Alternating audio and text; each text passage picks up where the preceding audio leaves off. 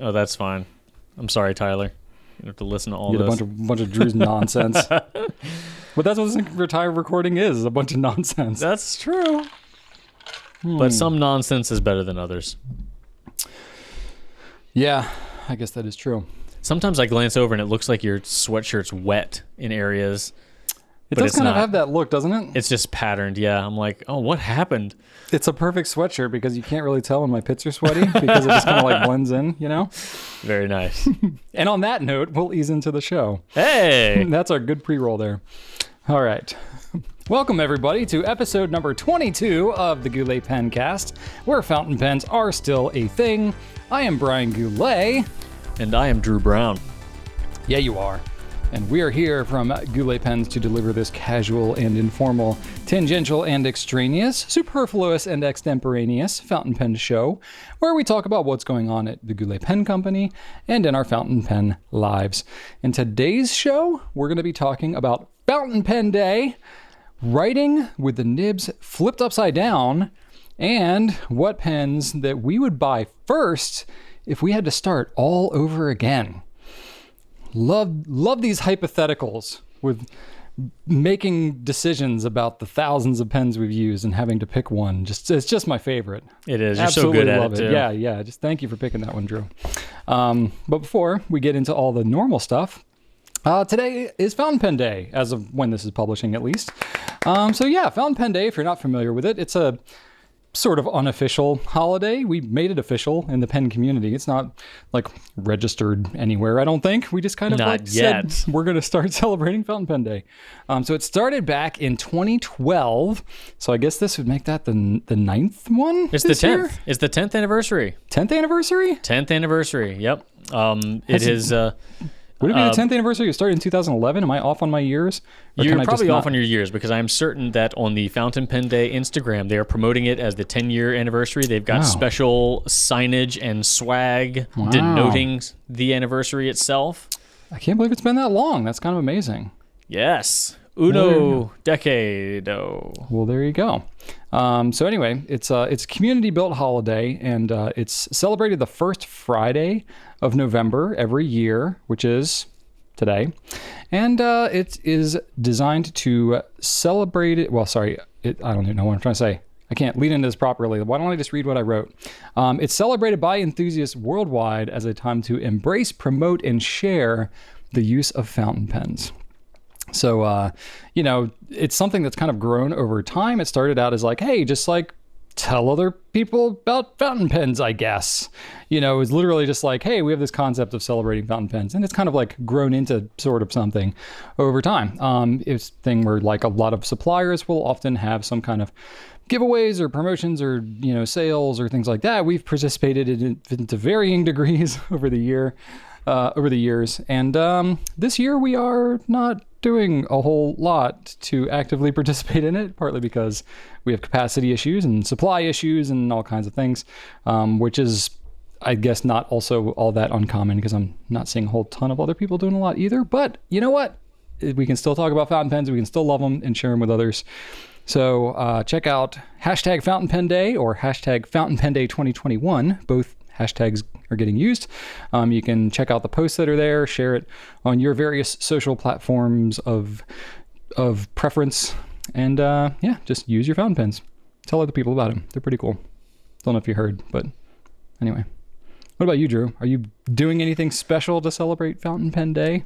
No, but I will say that in just an effort to celebrate the day, really do take a moment to get on Instagram, get on Facebook, and follow these hashtags, because a lot of people in the fountain pen community, while they are a part of this wonderful community, there are a lot of users that are the one person in their little friend circle that does this hobby. And it might feel sometimes like you are alone in that hobby, or that no one really understands why you spend what you spend on your pens, or why you like your pens as much as you do. But we get it. And there are so many other people that get it too. So I think that the easiest way to celebrate is to just surround yourself, even digitally, with these people that are sharing your experiences and people that do get it. So do that today. Well said.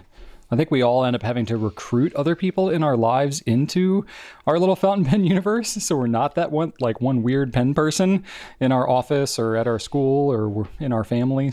Sometimes it works, sometimes it doesn't. But hey, I don't know. I've found value in recruiting other people into it. So why not share that love? That's what we're here to celebrate today. And we're going to celebrate in our own special way by kind of aimlessly rambling about fountain pens for the next hour and a half or so. We got another pencast here for you. 22, if you like, round numbers and palindromes, technically. Though we name it with, we number ours like with 3 digits. So 022, I guess that wouldn't be a palindrome, unfortunately. But what are you going to do? All right, moving on. Let's talk about feet. I don't know what you have to say about that, Drew. Nothing. No. Your face is just like, shut up, Brian. Let's go to the next segment. Feedback.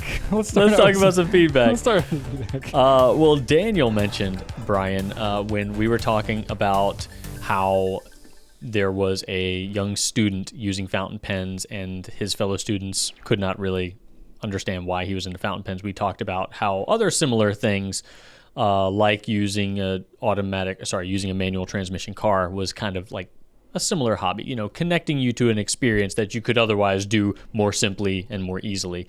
And Daniel agreed with that. And he said, I loved Drew's analogy about transmissions. I've been driving manual transmission cars for 40 years. First car was a three on tree. I don't know what that means. Sorry, Daniel.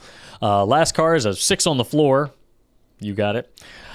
Baking my own bread for 35 years, which is another analogy that I used about, sure, you can buy it, but it connects you to the experience more to do it. So this guy's doing them both, but then he takes it one step further and says brewing his own beer for 30 years. Wow. So, and then also he finishes it off saying, by the way, I've been a fountain pen user for over 40 years, still have my first Parker 45, purchased new in 1971. So Daniel has all of this going. And again, I'm sure Daniel will agree with me. He doesn't have to brew his own beer. He doesn't have to bake his own bread. In fact, it's a huge pain in the butt sometimes, and it's probably led him to some major frustrations and probably a pretty penny or two. But it connects him to that experience, and I think that is where the value lies, that connection, and fountain pens are no exception. So that's a beautiful thing. Thank you for sharing that, Daniel. Marie has great insight into why, Brian, the LAMY Dialogue CC was named the CC. Remember, we didn't know. We're like, I don't know what the CC stands for. Well, Maria figured it out. She says, I bet CC stands for condensed conversation, as in short dialogue. Condensed conversation equals short dialogue. And it is a shorter version of the LAMY dialogue, right? I mean, it's brilliant. Let's go with that. I don't know. I thought that was hilarious. Condensed conversation is the same thing as saying a short dialogue. Ha! Why would you just call it like the SD though? The short dialogue. I don't know. Why you got to go changing up the words? Maria did something very clever, Brian. Hey, Marie, props to you. You're more creative than I was. But thank you. Yes, good job, Marie. We'll never know unless we ask and they tell us. But I'm pretty sure we've asked, and I don't think they had a firm answer. I'm going with condensed conversation, short dialogue. Love it. There you go. Glenn on YouTube reminded me, because I described Brian as if he were an ink. I created Brian Blulet, and it had all sorts of various attributes. And one attribute that I neglected to describe was the fact that the Brian Blulet ink would not perform well in humid conditions. Because, as we know well... What are you trying to say there? I'm saying that sometimes under humid conditions, you start taking pictures of the inside of your cargo shorts, Brian. You don't function well in humid, hot environments. I mean... I wouldn't say I don't perform well in human conditions. I know it's not a personal attack. It's just it feels personal. There are side effects. Yeah, you have a long and storied history with humidity on this podcast, Brian. I have not shared any of this with our listeners and viewers. This is all from you, okay? Daniel, I can't argue with that. Glenn's just picking up what you're putting down, bro. I would say will never dry in humid conditions. There we go. Like Okay. It's a very dry time wet. is greatly extended in humid conditions. There we go. That Very well. would be Okay. that would be accurate. No one's questioning your performance. We know you can get out there and dig holes just as well in humid environments. I can, yes. And we got some critical feedback, Brian. Ooh, I love critical feedback. I published a slice, which is a truncated little section of a Q&A segment. This one was about the best browns, where I talked about my favorite brown pens and brown inks. BC says too much facial expressions. Ooh.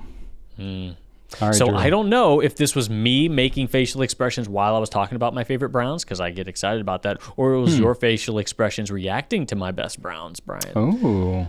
Either way, we need to dial it back. So, serious? We need to dial it back? I don't. Well, I think As in both of us? He did not specify. Wasn't it on so, yours?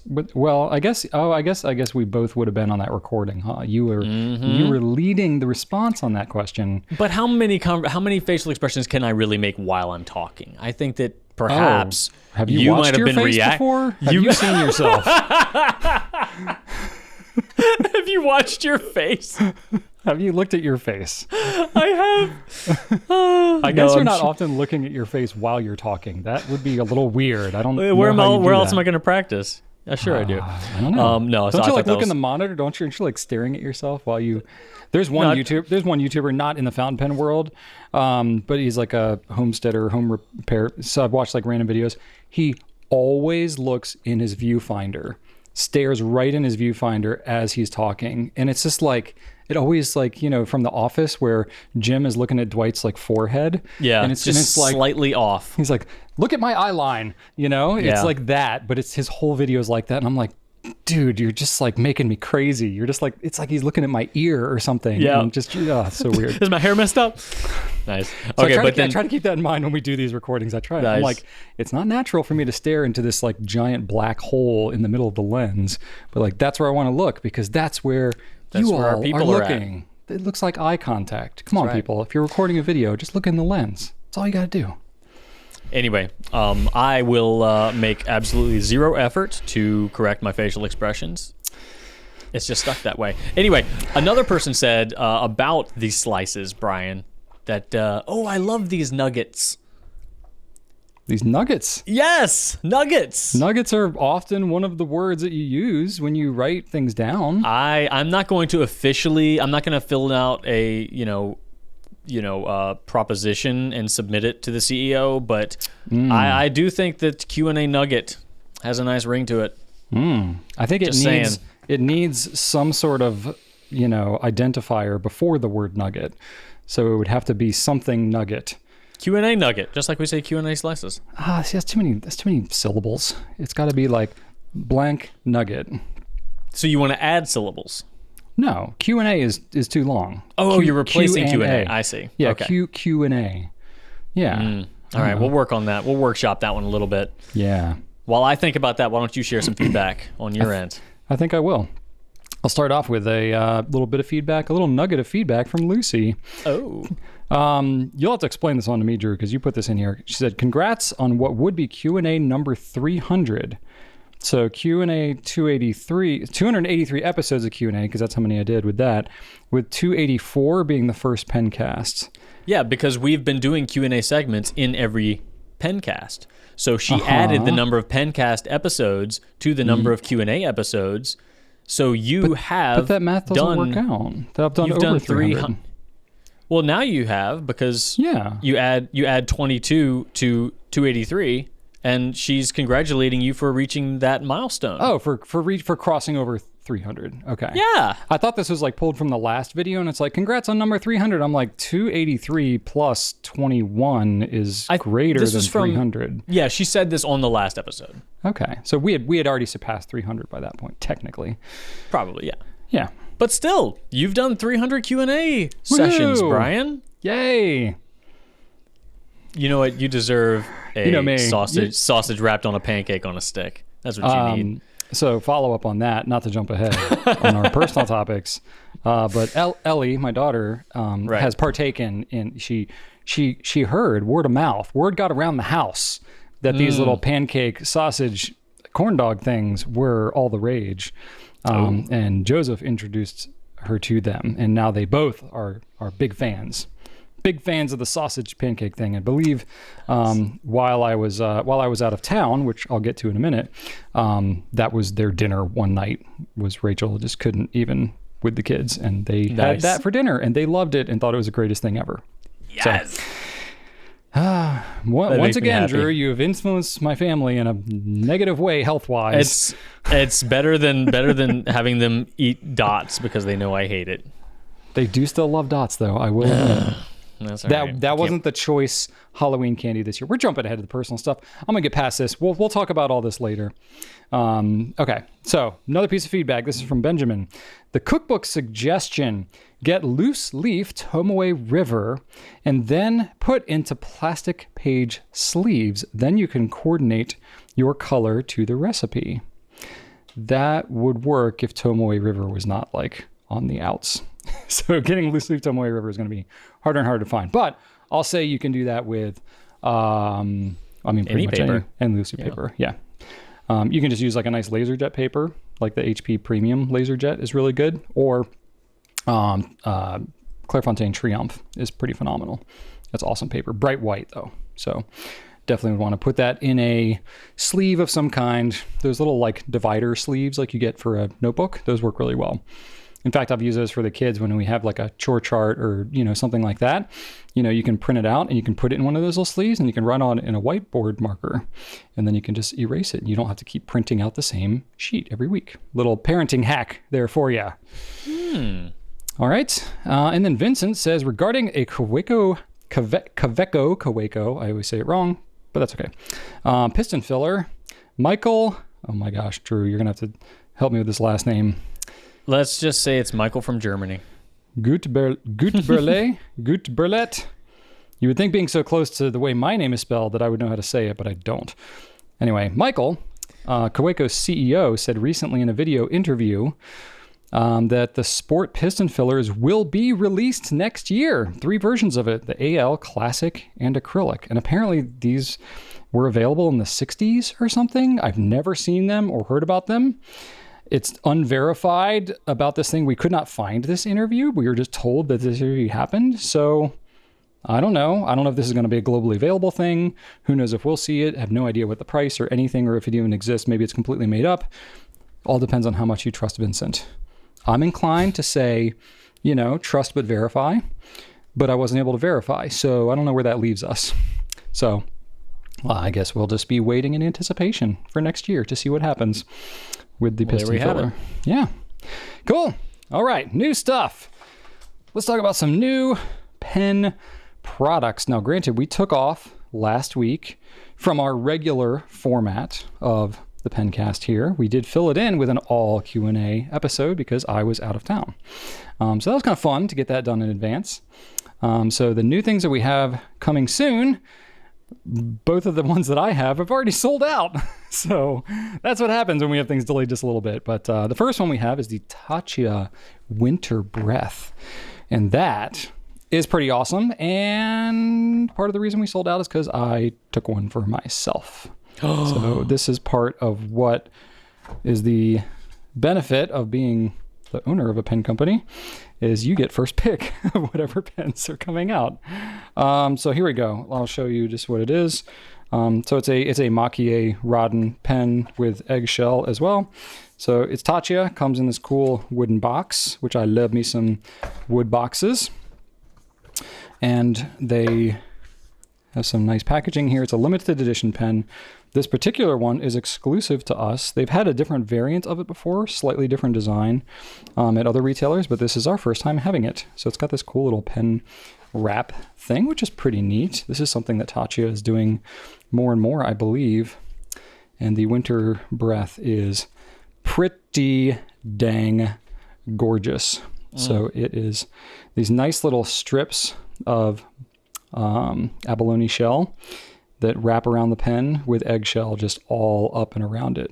It's a pretty good size. It's like a, I'm trying to think of a comparable size, like Namiki Yukari Royale size, if you're familiar with that one at all. And then it's got the eggshell on the grip too, which I just think is just an awesome touch. So obviously that eggshell is made to look like, snow or frost or something like that. It's all really smooth too. So it's urushi lacquer, rodden, and then this eggshell, which I don't know the official Japanese technique for the eggshell, but Renkaku. Certain Renkaku. That's what it is. Yes. Thank you, Drew. You're welcome. Gorgeous pen. I mean, stupid gorgeous. The nibs are made by Sailor, Japan. My particular one is an extra fine. So it's going to be quite extra fine because that's how they roll. And yeah, gorgeous pen. So we sold out of the initial batch. We are going to be getting more at the end of November. So if you are hot on this pen, it is a pen that is an investment. So you may want to save up your eggshells for this one. But I would recommend that you sign up for the email list if you're still interested. You have a few weeks to think about it and sell your sofa and your car, and then you can get this pen because it's worth it, because it's awesome. We're not going to get a whole ton of more of them, but I would anticipate that, I don't know, they sold out really quick, like a couple days, I think, in this first batch. So I don't know how long the second batch is going to last, but there's only 18 total. So not a lot of them, but man, does it look cool. And then the other pen that I have is also expensive and also sold out, but we're getting more. The Homo Sapiens Ember. So Homo Sapiens, classic pen. Love that format of pen, but the material is really cool. So Drew, you and I years ago saw a similar type of material that was called Lightning Strike, I believe. Yeah, Lightning Strike carbon fiber. Yeah, so it's like carbon fiber with a weave pattern to it, and it's got this copper inlay basically woven in with the carbon fiber. Apparently it's pretty hard to do, pretty rare, and very difficult to make pens out of. I believe the ones that we had seen previously like that were like not a material made for the pen world. It was like more of a custom pen kind of thing that was... It was definitely a small maker. This is definitely the first time we've seen them produced by a large company. Yeah, by like a global pen company, if you want to call it that. So this is pretty cool. I don't know if it's the exact same material as what's been known as a Lightning Strike, but it's that similar effect.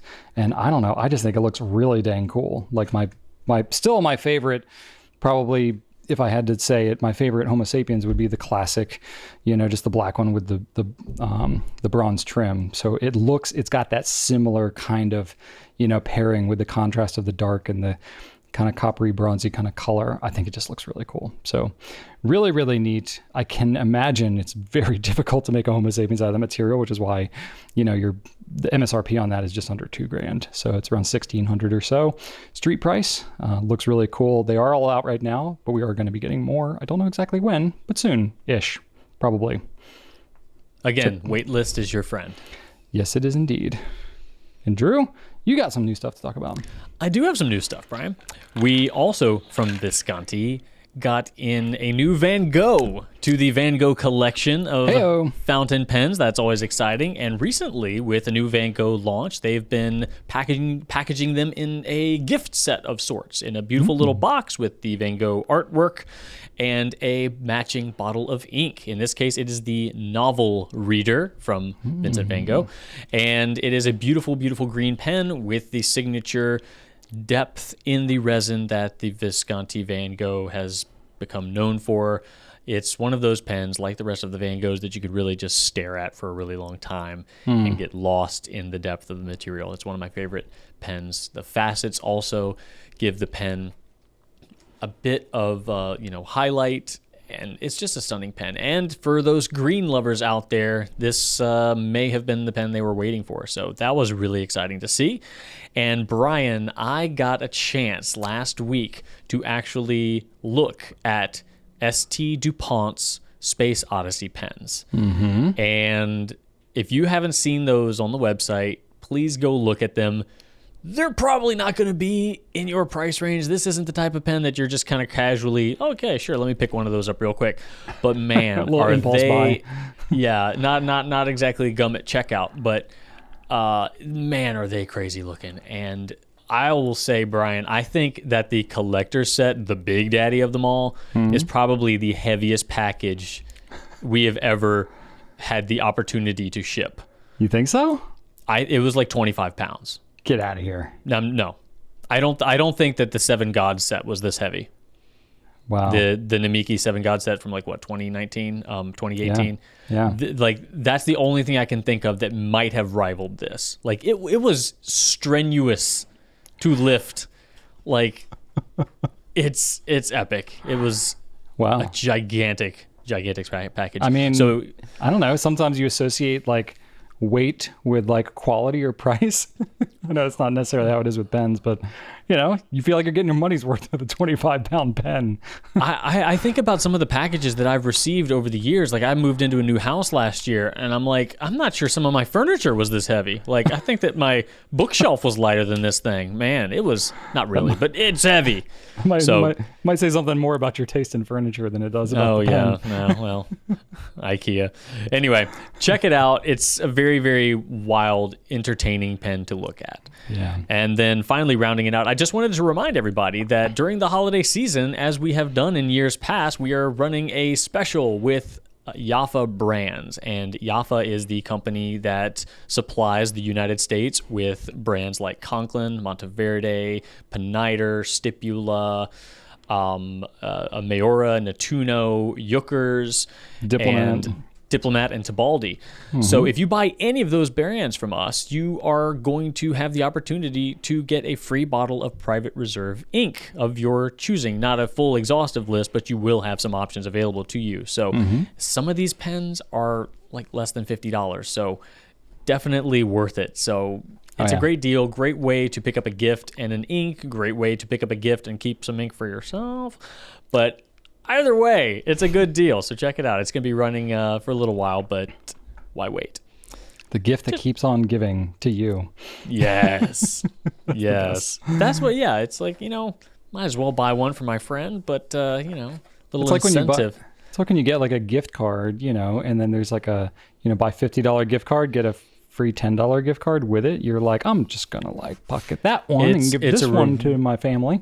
You're being rewarded for your generosity. There you go. Exactly. And that's new stuff. Good stuff, Drew. Thank you very much. All right. Q&A. We got 5 Q&A questions for you today. No deep dives, I promise. We're going to keep it light and breezy, topical, and concise. Well. Despite what we set up at the beginning of the Pencast, extemporaneous and superfluous and all that. It'll still be all those things. But anyway. Most definitely. All right, well, let's kick things off with Eva Buck X. And Eva asks, what is the difference between the Schmidt and JoWo nibs? This is a tough question, Brian. Thanks for putting this one in, Drew, right at the top, because I don't have a great answer. Neither did I. But in my opinion, if I see something you didn't even put any notes in here. You just left me hanging out. I have no idea. But I thought this was a great question because I'm like, man, this is a very enticing. Like, I want to know the answer to this. Yeah, but we can at least let's discuss it. What do you have? What do we have to go on here? Let's discuss. Pay no attention to the man behind the curtain, right? Like, so here's how it works, right? So there are some fountain pen companies that make their own nibs, right? Pilot, Aurora, Sailor, LAMY. You know that they're known for having their own kind of proprietary nib. They don't swap on other pens. It's their own deal. Other pens have ones that use nibs that are made by another manufacturer. Our Goulet nibs come from JoWo, as one example. Benu, they use nibs that come from Bach, Schmidt. I believe? Schmidt, Bach. Schmidt, Bach, JoWo. Those are the big kind of German suppliers. There are other lesser known kind of secretive suppliers probably around the world, but not a huge number of them. So really it's the German companies that are making the bulk of the nibs that are supplied to basically other pen companies, the more universal type nibs. And JoWo and Bach have been the ones that have been the most notable, I guess. And it kind of like changes every several years who's using the most and all that kind of stuff. We don't really have direct contacts into these companies because we're not a manufacturer. So we're not necessarily like contacting them, ordering directly through them like these pen companies would. But it is interesting because we sell some brands where, yes, it is labeled as Schmidt. And it's like, well, what is Schmidt? Is Schmidt a manufacturer? What is going on here? So everything that I know about what I'm about to tell you is sort of unverified. So That's fine. take it for what it's worth. It's almost like hearsay, but I don't know. Maybe I'm a source of hearsay that you may trust more. Here's my plan, Brian. You want to hear my plan?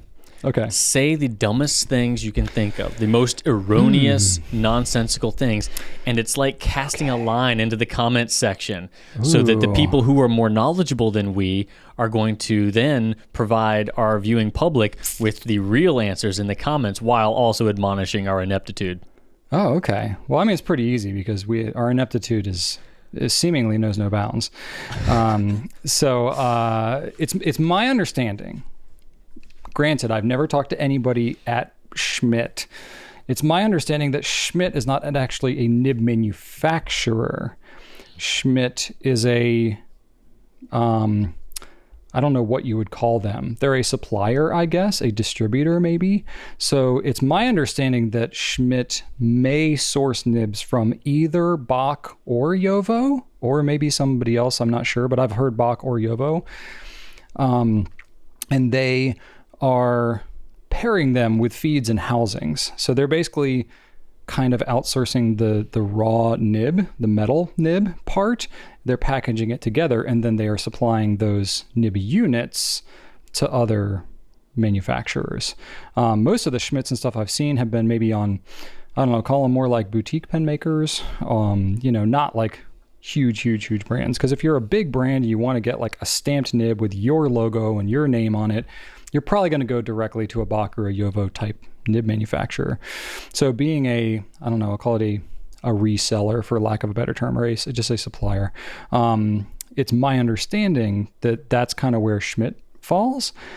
But again, I don't have like heavily verified information around this. I could be wrong. Maybe they do make some of their own stuff. I don't know. Never seen their factory, never talked to anybody at Schmidt before, but that's kind of what I've heard. But I heard it from people who are kind of like, yeah, I'm not really sure, but here's what I think is how it works. So that's what I think. And again, this is not like a scandalous thing. I mean, look, you're getting a good quality nib. All the Schmidt nibs that we've tried have been, of a quality that I would expect from a Bach or a JoWo type. So it's not like some counterfeit or some junk nib or anything. You're getting a good quality nib. It just says Schmidt on it. And you're like, who is Schmidt? What is Schmidt? So that's my understanding of how it works. Now I think there's there's a Schmidt pen out there too, I want to say. Yeah, there definitely was. Yeah, but those little pastel-y ones that we looked at a couple years ago. Yeah, but like I don't know if there's like a Schmidt factory where Schmidt makes Schmidt things, or if they're like having somebody else. There's this whole world. I don't know if any of you who've ever been involved in anything that's made. It's not like one company makes everything in one factory. There's a lot of times where they're sourcing out parts and things all over the place. You can have things where you're making one part, you're outsourcing other things. Stuff gets complicated. We're in a global manufacturing situation in 2021 where there are parts and pieces coming from all freaking over the place for every product you're buying, most likely. Unless you're like buying farm to table, like food or something, and that's exactly where that thing came from. You're probably getting stuff sourced from all over the place. And there's no exception to that in the fountain pen world, because fountain pens have a lot of little parts and pieces, and especially if you have a smaller manufacturer, you just don't have the resources to manufacture every component yourself. It doesn't make sense. There's no economy there. So I think that's kind of where it falls. I believe they're all German made, but I legitimately can't tell you like what makes a Schmidt nib different from any other nib. But I know that we've never had complaints about them, and they write pretty well. So yeah, I think the Y Studio pens that we recently picked up all have Schmidt nibs on them, and those write marvelously. I would just say very basically that any nib from JoWo, Bach, or Schmidt is going to write reliably. And like Brian said, there's a good possibility they share a lot of either the same manufacturing practices, processes, or actual machines for all we know. But and there are also some major brands that alternate using both Bach and JoWo, and no one really notices. So that's probably the same case with Schmidt too. Like you might have a Schmidt nib and you don't even know it. It's one of those things that kind of runs behind the scenes that doesn't get a lot of press, which probably made you ask this, thinking that we know more than we actually do. So I was gonna say, like, it does. The landscape changes. Like, nibs are kind of hard to make, and they take a long time. And especially, even before COVID hit, there were nib supply issues because there just aren't that many companies in the grand scheme of things making nibs. So it was not uncommon to have a 9 to 18 month backlog on an order of nibs. That's kind of what we've heard throughout the industry. And that was pre-COVID. So oftentimes you would have companies that would, maybe switch, or they have some nibs made from one company, some from another. Sometimes you can't get but so picky. As long as the quality is good, you might have to mix and match between brands. So some might get Schmidt. I've never seen a big Schmidt nib though. I've never seen a number 6 size Schmidt. All the ones that I've seen have been like number 5 or smaller. What about the number 6 Benus? Yeah, are those Schmidt? Are they still Schmidt? I don't know if those are Schmidt or Bach. I'm doubting myself now. What do we say on the website? I'm pretty sure they're Schmidt because they do the whole Iridium Point Germany thing on them. They do, huh? I thought that was a Schmidt thing. Yeah, good question. That might be the case. Intrigue. Okay, so that might be the only one I can think of then that would have that Schmidt-like quality to it. Let's see, where are you at here? Oh yeah, you're right. IPG. Yep. Okay. Actually, it says Schmidt on it, doesn't it? It says Schmidt on it. Yeah. Yeah, look at that. All right. Look at you, you're knowing more than me. The day has come. I guess I should retire. I've passed my usefulness. And that was the day the Goulet Pen Company started plummeting into obscurity. Yep. It's been a good run, everybody. I'll see you later. I'm out. No, this is good stuff. All right, today the Goulet Pen Company is going to start selling trampolines and water balloons. Oh, he's back. Oh, darn it. Were you there already goes there goes my 15 minutes. Why did you just assume that you took things over now? Because I came up with the Goulet Pen Company. It sounded very marketable. That sounds like you're trying to capitalize on something that's already a good thing. You work with what you got.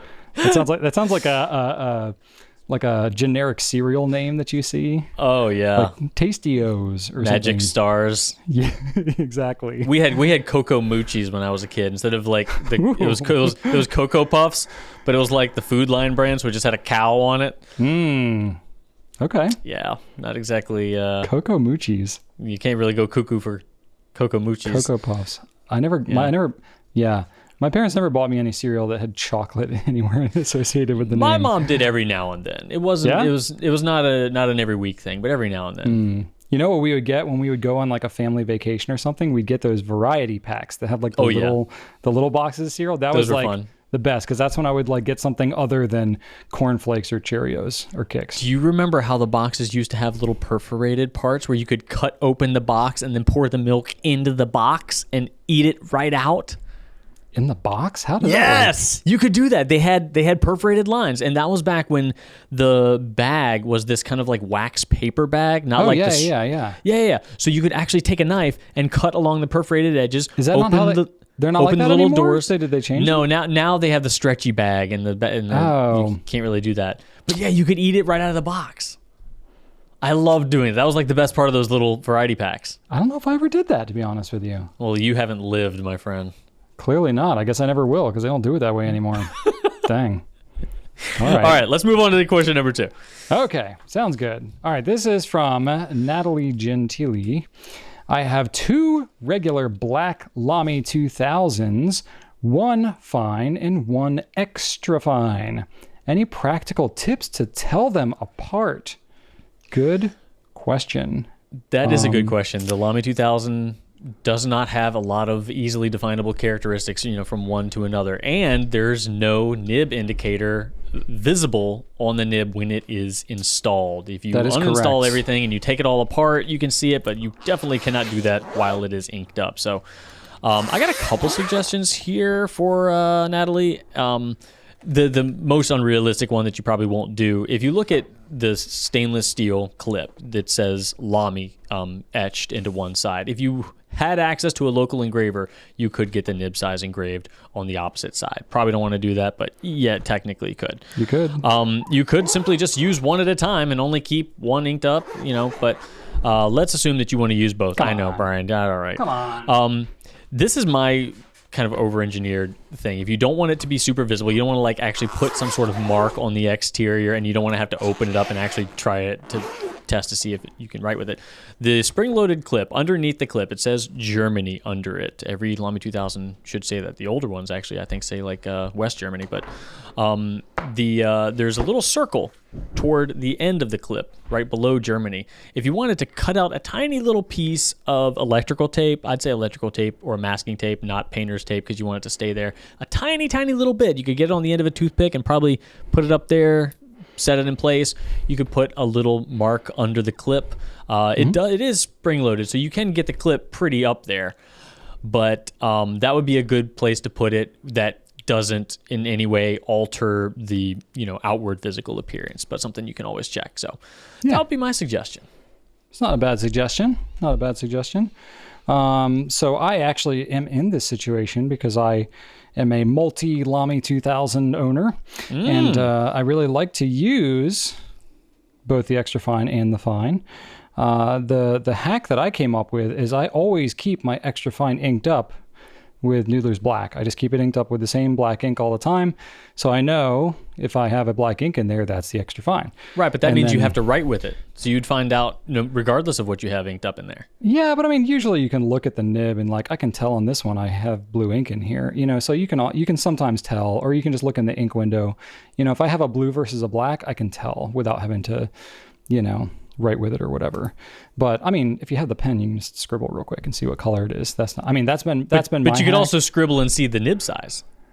Well, see, that's where it maybe not, because the extra fine and the fine are not drastically different with the LAMY 2000. That's true. So if you have a wet ink and an extra fine and a dry ink and a fine, you may not be able to tell the difference between the two, quite honestly. Yeah. Which that leads me sort of to my second point, which is like, who cares? Just use whichever, because they're so close in size, honestly, sometimes. My suggestion is stop caring. Yeah. So from what I understand, to get the extra fine, it's kind of tough, and especially the way they grind them, so the extra fines, and this is true with the, no, sorry, actually I'm getting my wires crossed. I'm thinking of the steel nibs.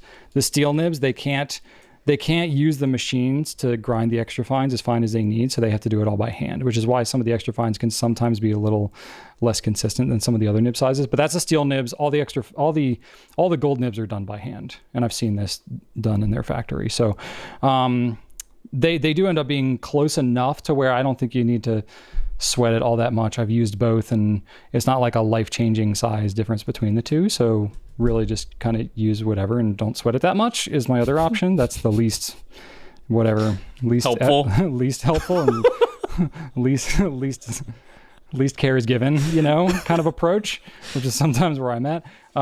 But if you really do want to know, granted, you're not going to want to do this if your pen's actually inked up probably, but I have my LAMY 2000. This is a little hack for those of you that don't know.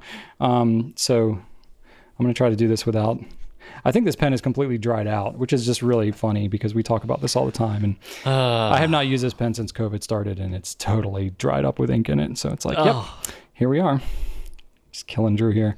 So you unscrew the front section here. Make sure to hold on this little retainer ring because it wants to jump out on you and it wants to lose it. You're making too many faces, Drew. Too much expressions. Too much facial expression. So there you go. Oh, look how nice and NSFW. This nib is, yeah. So I don't know that I'll be able to zoom in with this nib. Oh, wait, where we go? I got a manual zoom mode going on here. So this is a double broad, in fact. But you can see the nib size is right on here. So it is technically on the nib. It's just hidden. And actually, this is see, I totally planned this. Because the nib has ink on it, you can see exactly where the hood would normally cover the nib. That's totally what I was going for here. So you can see that the LAMY name and the nib size and everything is completely hidden when it's got that hood over it.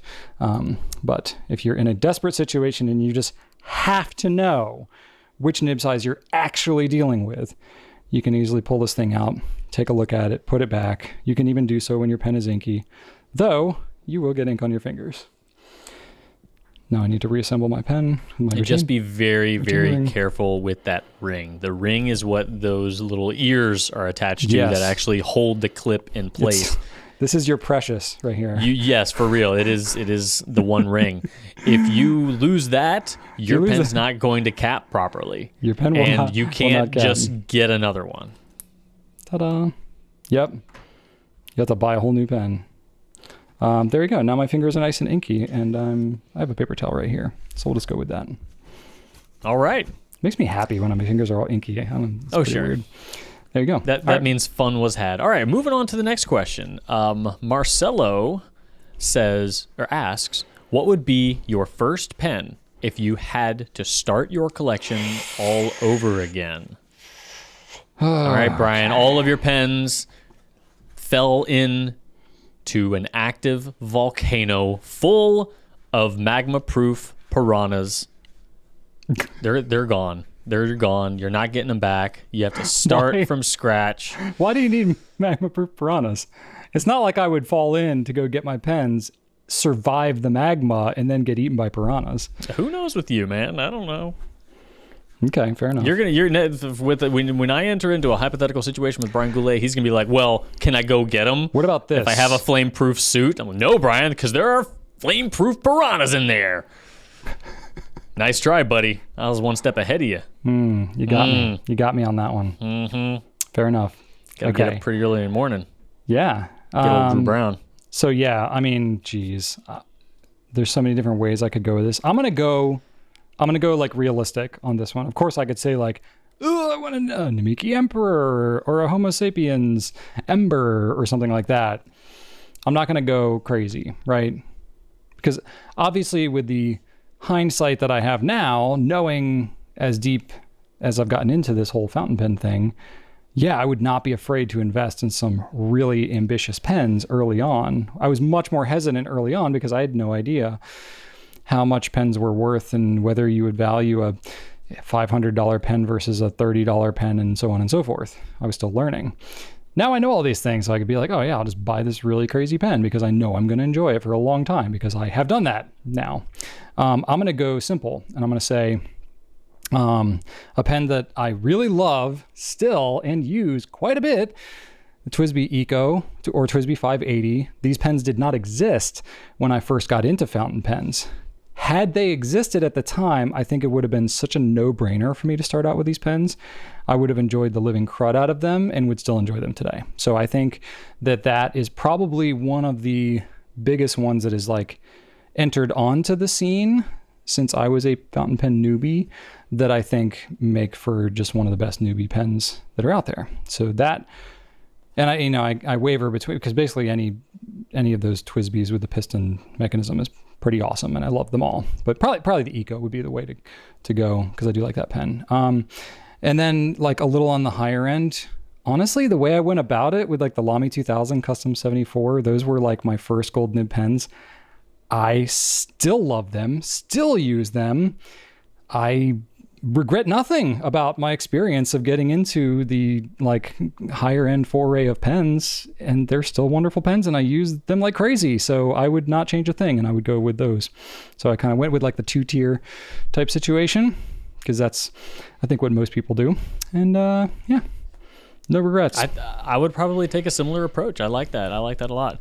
I tell you what, Brian, since we used the Pilot Explorer for our pen of the week, and I just shot a video on the Explorer last week while you were away, I have really fallen in love with this pen. Yeah. I think that if I were to pick all my pens are gone. I tried to get Brian's out of the volcano and just all of my pens just fell right out of my pockets and they're all gone. I don't know why I was carrying them. You lost all your pens trying to get my pens? That's tragic.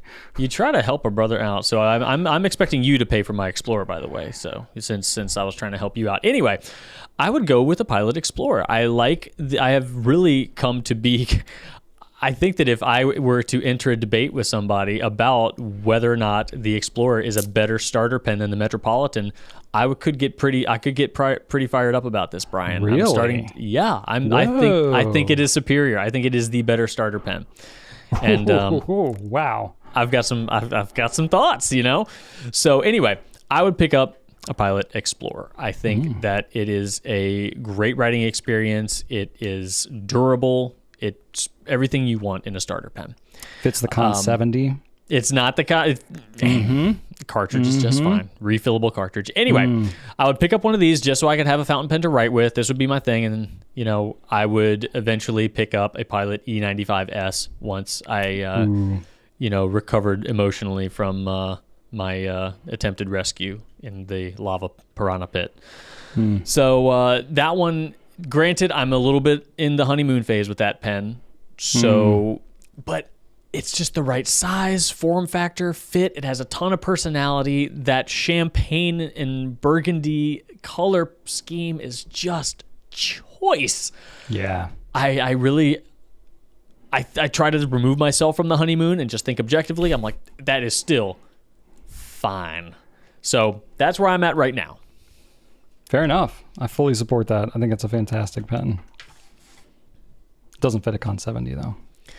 Doesn't need to. I love giving Drew a hard time about it. God. Anything I can ever find that gets Drew riled up, I just poke that bear over and over and over again. Yep. I love doing it. You look at my hairline 10 years ago, earlier in the company. Look at it now. This is 100% that guy's fault. That's right. We joked about every time I tell a bad pun or a dad joke, he loses a hair or two. I would look like Kurt Russell from the 80s if I wasn't spending the last 10 years with you, Brian. It'd be just all luscious, nice feathered, just one of those good looking 80s mullets. I tell you. Not like Gallagher, the stand-up comic. No, that's smash the watermelons. That's a skullet. Ooh, that's a look right there, let me tell you. Gallagher and Hulk Hogan are the only two people that can pull that off. Yeah. And even they cover it up most of the time. Fair enough. Anyway. Right. Moving on from the hair, which, by the way, Drew, my non-gel was not out of sheer laziness. There was laziness involved, but I intentionally went sans gel today. Because I thought about, sometimes people comment, they're like, Brian, you should stop gelling your hair because you have hair like mink, like a 1950s dad. As a throwback there to a New York Times article. I don't need to hear about your mink hair, Brian. We were just discussing if anything. Oh, you don't. Well, I'm certainly not feeling sympathy from over there. So you can just, unless you want to shave your head into a skullet in solidarity, I don't want to hear it. How would I look with a skullet? So you would have more of the Hulk Hogan look, and I would have more of the Gallagher look. I don't think that would work out for either of us. Like you got, Hulk Hogan was blonde. You got the blonde thing going on. I guess so. Who knows? Sort of blonde. Are you blonde? What is your hair color? I think dirty. Are you blonde? My son is blonde. My son's legit blonde. I'm not that. I know other people with hair like yours or even darker, and they call themselves blonde. So really, yeah. I think they might just be trying to be blonde, like they're just calling themselves blonde. I distinctively am not. You distinctively are not. No, definitely not. All right. Anyway, now that we've covered our hair, let's talk about this question from Marcus Sang 1. Will reverse writing hurt your fountain pen? And how many nib sizes will it usually differ from normal writing? Well, see, if you reverse your pen and you try and write with the back end of it, it's probably not going to be very effective on most fountain pens. There you go. I'm just kidding. For our audio listeners, Brian has his pen turned around and is positioning it as though he were writing with the back of the actual pen body itself. Yes. Which, Marcus Stang, that would be ineffective. However, I believe Marcus Stang... My smart butt answer. Yes, smart butt. Trying to keep it kid-friendly. Writing with the reverse side of your nib, Marcus, won't inherently hurt the nib, but really unless the nib was made to do that, your experience is going to be unpredictable at the very best. It could write wonderfully, and you could be surprised, like, oh my gosh, look at this, I have an extra fine and a broad now. Or it could not write at all, because frankly, that's not what they were designed to do. There are some nib specialists that can do that for you if your particular nib has enough tipping available at the top. It really varies from manufacturer to manufacturer. They don't add tipping to the top of the nib with the intent of it being able to write, unless it is expressly made for that, which I don't know if there are any actual stock manufactured nibs with that purpose. And depending on the manufacturer, they may not have any up there at all. If you're going to do a reverse grind, you're probably going to want to start with a larger nib, and that's going to inherently have more tipping material on it for that nib specialist to then work with. Yeah. But it's going to be unpredictable at best. So it's something fun to try if you get a new pen, flipping it over, like, oh, look at this, added bonus. But really, I wouldn't expect anything unless you're getting it custom round. The question, though, is will it hurt your fountain pen? I think that was the bulk of it. No. I don't think it will, as long as you're writing with just a normal amount of pressure. Yeah. The thing is with fountain pens, if you are writing with it normal, you've got the metal nib on top of the feed, and any extra pressure you add is going to spring the nib away from the feed. So you have some wiggle room there. The nib is going to have some resistance, obviously, and it's going to have spring back to a degree, as long as you're not going so far that you're surpassing the actual, spring back capability of the metal itself. But if you flip it over and you're writing it that way, any pressure that you're putting on it, you now have the nib backed right up to that feed. So there's basically no give. So if you write with too much pressure, you can end up damaging that tip easier. You can either bend one of the tines, bend both the tines. You could, do some damage more if you're writing with too much pressure. So that would be like my number one tip. Kind of like what Drew said, have proper expectations is really the number one tip.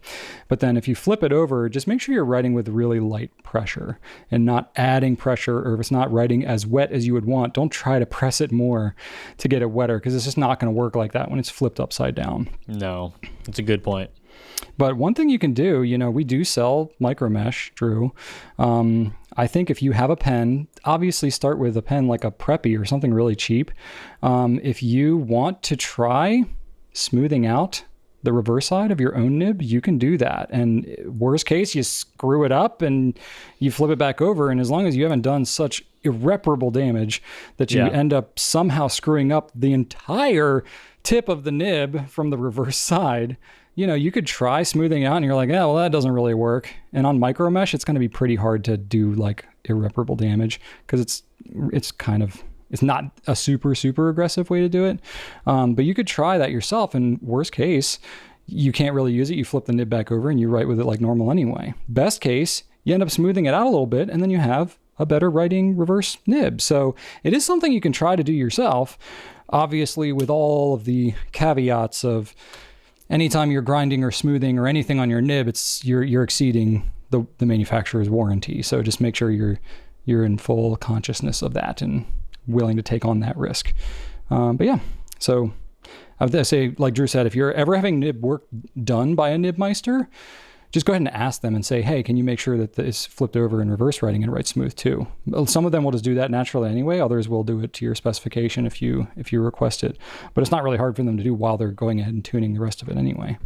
There you go. So usually, to kind of answer the second question, given the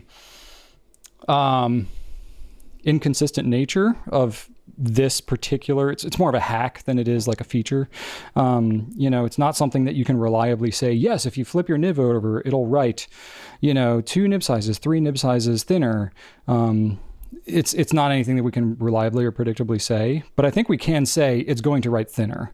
That I've seen pretty consistent. If it writes, it's going to write thinner, and usually like maybe 2 nib sizes, possibly 3, depending. The broader the nib you have, usually the greater variance you'll see, but that all depends on how that nib is shaped and stuff like that. So you'll see a difference probably. And in fact, that's the situation I hear a lot of people using it, is when they're they have their medium or broad or whatever, and they use their own paper and it just gushes and it's beautiful. But then they have to write, they might have like a government job or something, and they use like, toilet paper as the paper that they use for their forms. It just absorbs all the ink. That's where they'll flip over the nib and they'll write with it reverse, in those instances where they need to write something short and brief on somebody else's paper, then they flip it back and keep going. I don't know anybody that's like writing a novel by hand with the nib flipped over. That's not really what I would say it's for. It's more of a temporary thing when you have to write on somebody else's crappy paper. Boom. There we go. Answered. All right. Last question today, Brian, comes from ASD Hybrid, and they ask, does every ink get a sample size? Why or why not? So I assume you're talking about our ink samples at Goulet Pens? Yeah, let's go with that. So we are manufacturing all of those ourselves in-house. It's quite a bit of effort. We have 700 plus inks at any given time.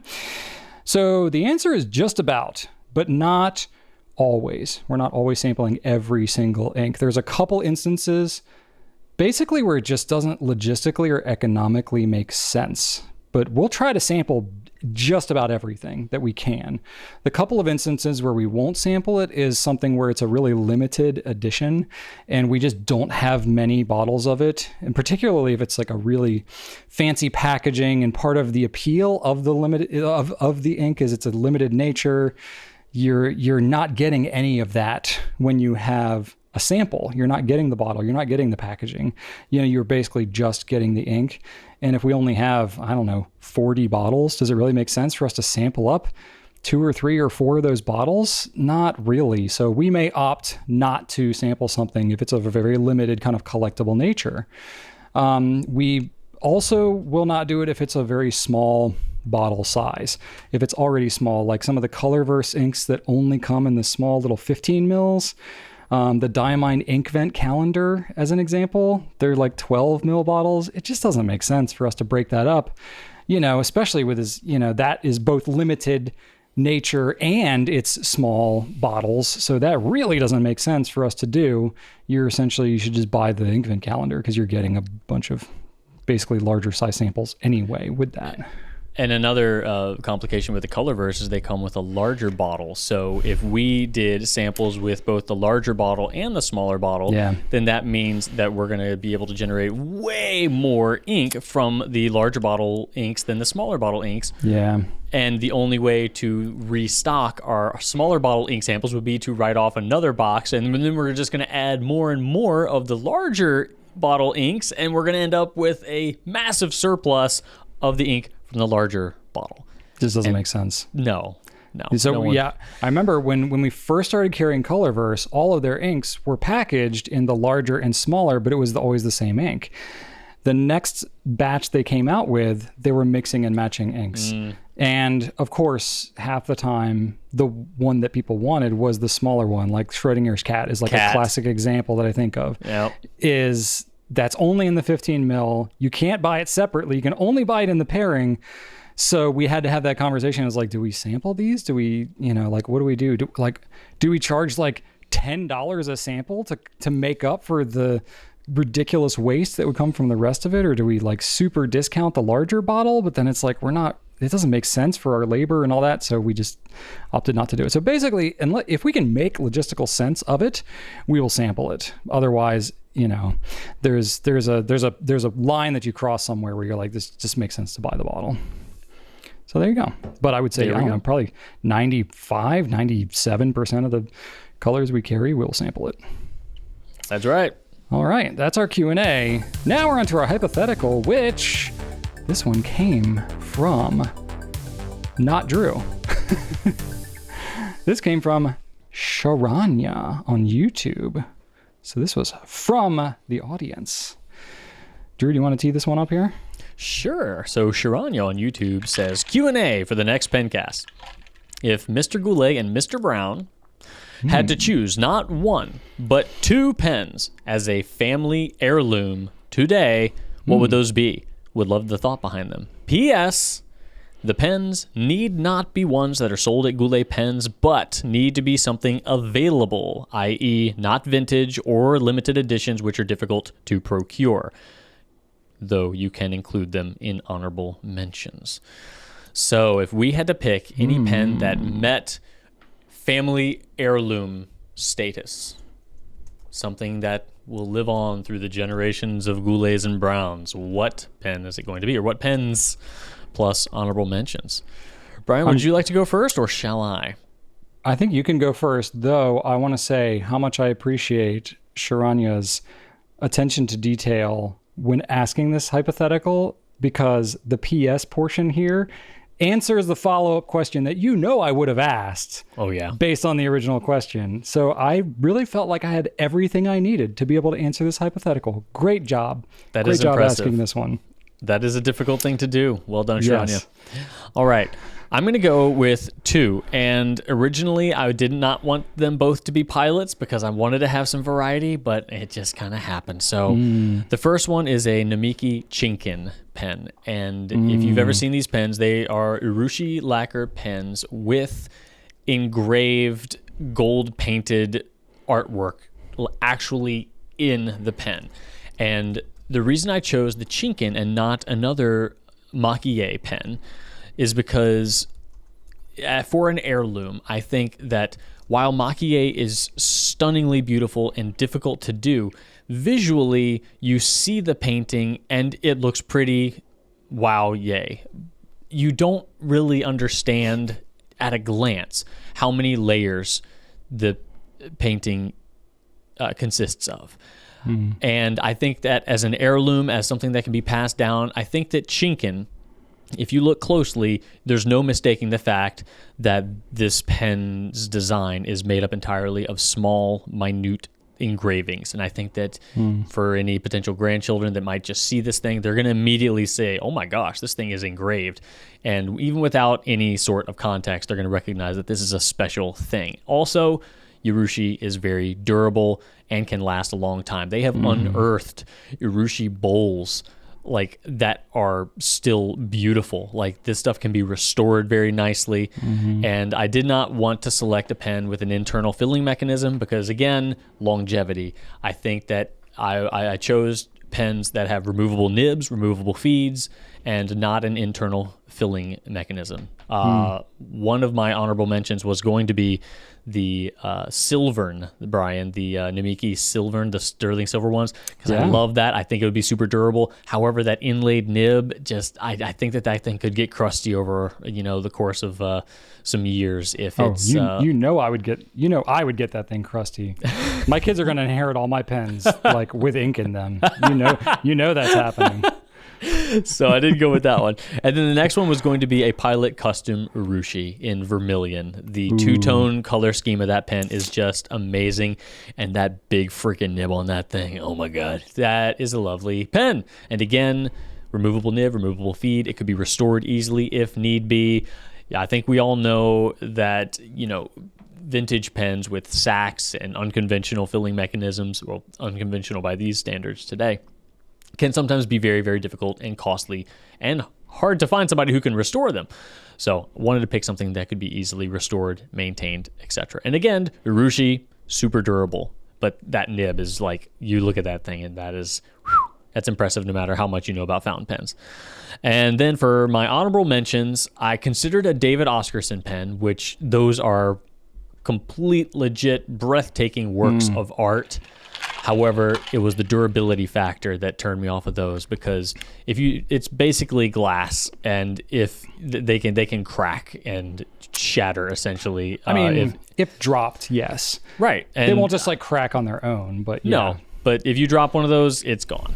And they have a lifetime warranty, but we're talking heirloom, and the heirloom nature of this might outlive Mr. Oscarson himself. You never know. So it's a David Oscarson's lifetime warranty, like his lifetime. Assuming he's not a Highlander who can live multiple Which generations. he might be. I don't know. He looks pretty young. He looks pretty good for his age. I got to admit. He certainly does. He certainly does. And then another honorable mention would be the Montegrappa Pirate. The Pirate pen from Montegrappa is probably my grail pen. It's stupid and ugly, but I love it with every fiber of my being. It's stupid and ugly. I mean, it's cool. It's just, if you compare something like that to the Chinkin, it's so over the top and obnoxious. It jumps the shark for absolutely, sure. but I love it for that. Yeah. So it's unapologetic. It super is. So I love it to death. It's like the best thing in the world, but ultimately it didn't fit the bill for I think that is an internal piston filler.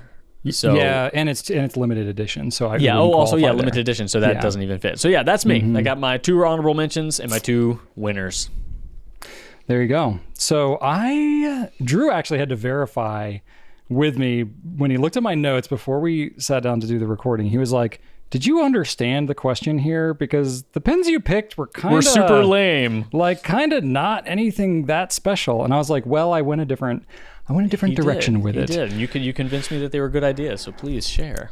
Yes. So the one that I went with, I chose 2. So thinking about Heirloom, I'm in a different situation because both Rachel and I are Goulet pens, and we founded it. We run it together, and we have the same children. We share children. So I feel like anything that we would pass down would need to speak about her as much as it does about me. So I chose like 1 pen for me, 1 pen for her kind of thing. So the pen for me that I chose, though it's definitely readily available, but I chose the blue Pilot Custom 74 with a medium nib. You know, ideally the very one that I have, because that's a very meaningful one. It was my first gold nib pen. That pen was really not on many people's radar, but I've just talked about it so frickin' much that now it's a more popular pen. Not to say that I caused that, but it didn't hurt. So I love that pen, still do. And I think, it's blue. My kids, literally when they make me cards for like Christmas or Father's Day or any day that has a thing where they make me a card, they draw blue pens on it. Like that's just like I'm synonymous with the color blue to my own children. And pens and blue pens together. They'll often do it on blue construction paper with a blue crayon. Like, I'm not joking. They go way, way into it. And I don't hate it. I'm not like, wow, can you do a different color? I'm like, wow, you know me. I love blue. So I think just that pen means so much in terms of the founding of the business and just my own coming of age in the fountain pen world. Still love the pens. My kids already have an association with it. So I think that'd be a really cool pen to pass down. And it's a great writer too. Like, let's be honest. It's an awesome pen. So that would also be cool for them to have. And it's not like such an heirloom thing that they would never want to like use it or touch it or anything like that. I would feel like, yeah, I'll pass this on and like, y'all keep writing with it. Pass on the tradition of writing with this pen. And then maybe your children will one day make you the exact same themed birthday and Father's Day card for a decade, which I love. Not complaining. And then for Rachel, I chose the Edison Premier Cappuccino.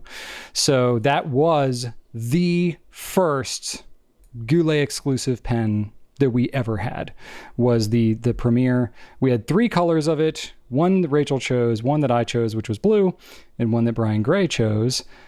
Brian Gray's we dropped first due to poor sales. We always give him a hard time about that. Mine was next. Rachel's has been going strong for over a decade now. And what the heck? It's still a great pen. So it already has that lineage. It's got the significance of it, and she picked it. So I think that one is very meaningful as her pen. So all still available, not limited in nature, very meaningful. The honorable mentions that I had was, for those of you that don't know the backstory, you probably do if you're going an hour plus deep on episode 22 of our Pencast. Before we got into selling commercially made pens, I was hand making pens out of wood. So of course, any and every handmade pen that I ever had anything to do with makes sense as heirloom pens for my own children. So that's already part of their heirloomage and is happening anyway. So that makes sense to officially say it. The other one that I had, literally I didn't type this until Drew was talking at the beginning here, talking about the Namiki Chinkin. I appreciate everything he said there. The craftsmanship, the handmade, literally all of it. The reason I didn't include it in the honorable mention, for one, it's limited, but the other one is, I don't know how my kids would really feel about it, but maybe they would appreciate it. I really love the lioness and cubs, the theming behind that pen. And it's, I don't know, maybe it's a little twisted, but it's the theme on the pen. So I don't know if you know the whole story of the lioness and cubs, Drew, but if you don't, I'll tell you. No, I thought you were going to say something sentimental, but then you just said twisted. Well, it is. I was like, well, that's it is not sentimental. the direction. It's sentimental, but it's maybe a message that's not as popular today as maybe it has been in the past. So, okay. I really need to clarify what I'm talking about here. So the whole theme behind the lioness and cubs is it has the lioness who's basically at the top of this kind of gorge, right? And she's there looking down on her cubs. Her 2 cubs are down in the gorge. And the whole story behind it is that the lioness, in order to essentially build resilience of her lion cubs, will throw them down the gorge and have them be forced to climb back up to reach her back to safety.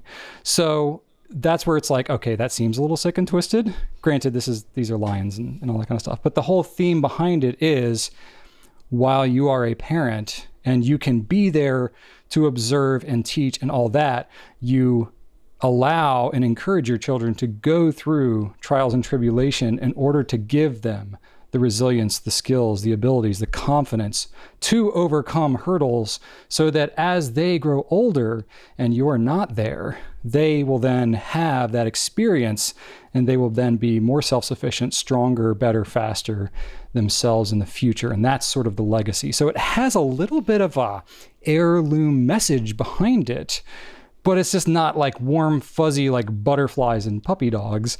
It's a little bit of like, hey, here's some hardship, but at the same time, it's hardship with a purpose. You're actually helping your children by, making things uncomfortable a little bit. And I don't know, I do that with my own kids sort of on purpose. Like when I tell people about, like when I play board games with my kids, like I do not just let them win. I play board games with my full capabilities and knowledge and capacity. And I tell them, like, when Ellie was 4, she wants to win everything, Drew. You know how competitive Ellie is. Oh, I know.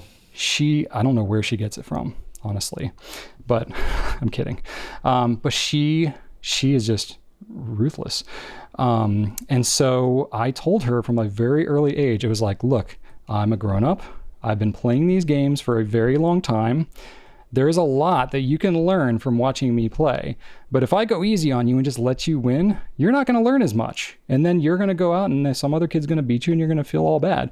Like, I'm going to beat you in this game for a long time. And it's not going to feel great, but you're going to become a better player. And then you will legitimately beat me one day. And you will know that you beat me with my fullest capacity, and that is the reward. So like I always message it with like a really good, like positive thing, but it's kind of the lioness and cub thing. It's like, yeah, and also let's go into the backyard. I've got a gorge I want to show you real quick. I'm not throwing my children down a gorge. So believe me, my children, it's super cool. Come check it out. I'm letting them eat freaking like pancake sausage corn dogs for dinner. That's the hardship. They're gonna be in therapy one year. Be like, I tell you, we didn't have a lot growing up. Some dinners we just have a microwaved sausage pancake stick. My father wouldn't even feed me. He would just force me to scavenge for my own food. Oh man, why can't the lioness like go into the gorge with the cubs and then just hop out and say, go on and climb up? Why does it have to be thrown? Like that would completely make the situation a lot better. Like you still get the hardship. Hey, come on, climb up. You can do it. But the throwing them down the gorge part is the demented aspect. Like, why can't we just go in together and then see if they can hop out on their own? Like that. I don't know. I mean, you're looking at a snapshot. Maybe you're looking at it. Maybe the mother did that. Maybe she. That's what I'm going to go with. I'm going to project that. Maybe she had just climbed out of the gorge and was like, "Here, children, let's go with that. Come and follow me." There we go. I don't know. I like that. Yeah. I mean, we each parent our own children the best way that we know how. There we go. So anyway, the gorge method. The gorge method. Oh my goodness. There we go. TMI on the parenting methods of Brian Goulet. But anyway, I love my kids. I'm actually not that hard on them. But he's really not. I've seen them running around in the background during meetings. They wreak plenty of havoc. Yeah. They get away with plenty. They do. All right, Drew. This has long been awaited now. We're gonna do it. Oh hey, speaking of. One of the Goulet children is here. Hello, Ellie. Hi. Hi. She heard you talking about the pancake sausage things. You like the pancake sausage things? Yeah. Yeah. Yes. Look at the camera. Yeah. Oh. Should I like tilt it down a little bit? Oh, she loves doing rabbit ears all the time. Yeah, Daddy's Yeah. pretty tall, huh? I am kind of tall. I can't Hey, always Ellie, keep down. Ellie, how often do you? Oh, You're- never mind. you're in She my can't, she ear. can't She hear can't me. hear That's me. right. Never mind. Okay. I can relay it. You have a question for Ellie? Here. I want to ask her how many times she's beat you at board games. We were talking about how I don't go easy on board games. How we used to play checkers and it would just go on forever because you wouldn't want me to Oh, beat yeah. you. Yeah. I destroyed Joseph in it. Destroyed Ruthless. most of us at board games. She is naturally very good at board games, like unreasonably gosh. so. Yeah. I like that shirt. It matches your eyes. Looks nice. Ellie got her ears pierced. That's recent. I don't think she's been on the video since she got her ears pierced. She did a surprise cameo one time. Yeah? Looks nice. I like it. She put yellow earrings in because she went as Rosalina for Halloween. Who's Rosalina? She's from Super Mario Galaxy. Oh, she's like the other queen lady with the Yeah, princess. She's a princess. the galaxy lady. Yeah. Yeah. Yeah, Okay. Super Mario Galaxy. Yeah. Gotcha. She's like she sort of looks like Elsa a little bit, Gotcha. Yeah. but is not affiliated with Disney in any way. Gotcha. Nice. Yeah. All right. Clearly, I don't have to fit other people into the frame. I just hit the stop on the record. I hit some button when I grabbed the back of the camera to move it up, and I don't know what I pressed. You know what I hope happened? I hope that you just lost all your video, so all you have is your audio, and then now you have to go back and dub your audio. That would be so amazing. Yes, that would be. You just have to, overdub everything and move your mouth perfectly. You'd look like, a foreign film, and it'll be magical. I've had right. on no less than 2 occasions in the past recorded an entire Q&A with my microphone off and had to re-record it. That was awful. Oh, that hurts. And I literally just had to looks like I didn't record that. Let me fire it up and do it again. And literally had to do the entire thing immediately again. Yep. We haven't done that yet on the Pencast, thank goodness. Anyway. No. So anyway. We did half of it that we had to redo, though. That's true. It was like we were like 20 minutes in. Yeah, that's right. Yeah. Maybe it may not have been Then half. we were like, oh, maybe we'll do it shorter. Nope. We did it longer. Okay. Anyway, before we had our special visitor in, we were talking about how we've had this long-awaited reveal of our using the Platinum Preppy. Drew, we finally did it. We finally used the Preppy. So I'm expecting just revelations. I mean, we should know everything about this pen at this point, right? Do you feel revelated? Revealed? Revelationed? What is the active verb for revelation?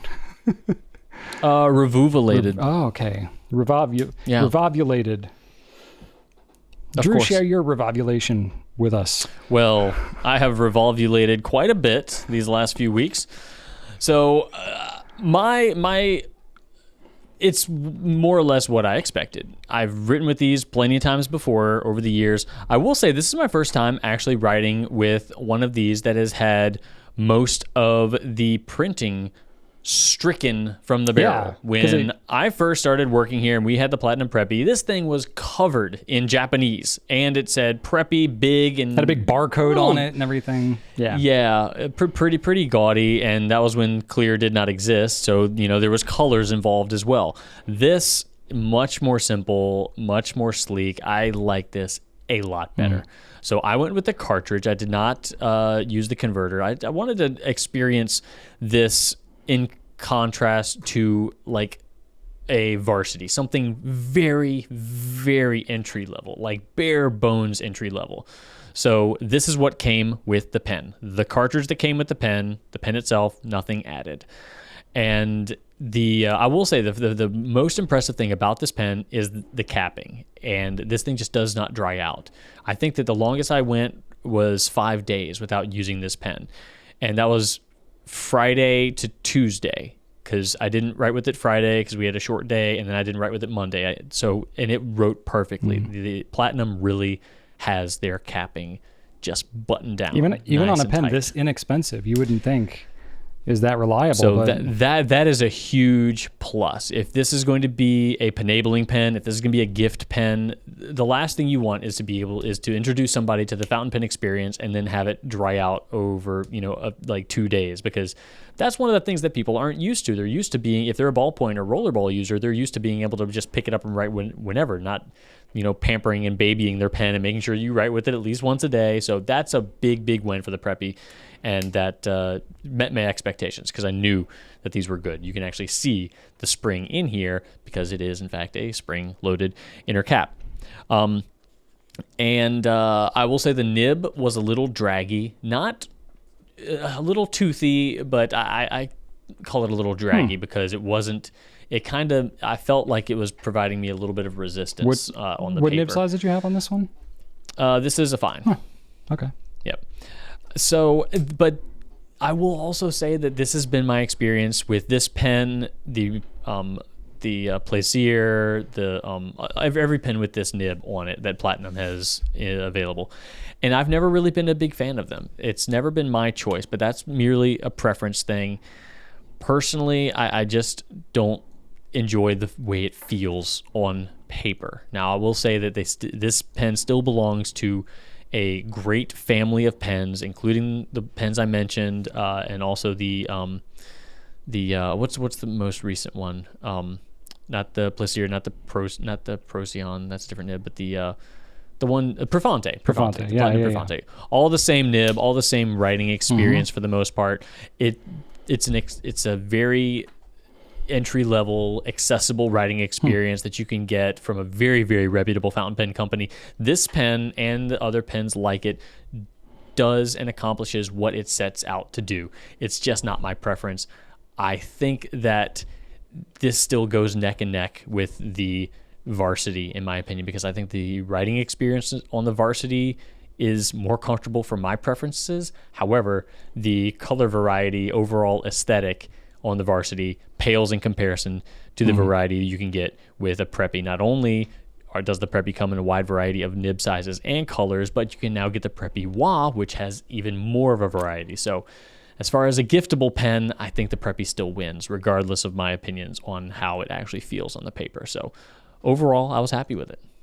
Very cool. Speaking of the Preppy Wah, that's what I chose to use on mine. Yeah, so, I noticed they have the barcode and they have all the information and stuff. It's now on a sticker that just pulls off of the pen. So I think they made that design change like 5 years ago. It's been quite a while since they've had the newer, like clearer barrels and stuff. They used to have, I don't know if you remember, but they used to have the nibs were colored, so now they're all just plain silver, which I actually kind of like a little better. So I use a fine nib as well. I don't know. I feel a little differently than you, Drew. Maybe it's a difference between our two pens. My nib was actually quite smooth. Like I have found it a very good writing experience. Now, maybe it was the ink. I didn't use the platinum ink that you had in there, but I had a similar approach to you where I was like, part of the appeal of the Preppy is its low price point. When you get the converter, it costs more than the pen. It's interesting that you chose to go the route of, let me just stick the cartridge in there, which of course you could use that and then refill it, because those cartridges are like friggin' bulletproof, man. They are so thick, you cannot squeeze them. Like they're very durable. They will last you a very long time. So if you're gonna refill any ink cartridge and use it over and over again, the Platinum one is by far the best. I went the other direction. I went with, let me eyedropper this sucker. I could not for the life of me find any O-rings at my house, and I had to go on a business trip. So I was like, I guess I'm just going to throw some silicone grease on these threads, ink it up, and go jump on a plane. I was like, that should be interesting.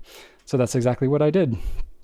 And not only that, I was like, you know what? I'm only going to fill it up like a half to a third, because if it's going to do anything, I want it to like really do something, I don't want a little... The hubris on this man. If it's going to leak, I want it to really leak. I don't want it to just be a little bit... and I'm always like I feel like the silicone grease with the O-ring is a little bit of like belt and suspenders. You know what I mean? Like you're kind of doing two things that are accomplishing the same thing. So it's kind of overkill, but at the same time, you really don't want ink leaking all over everything.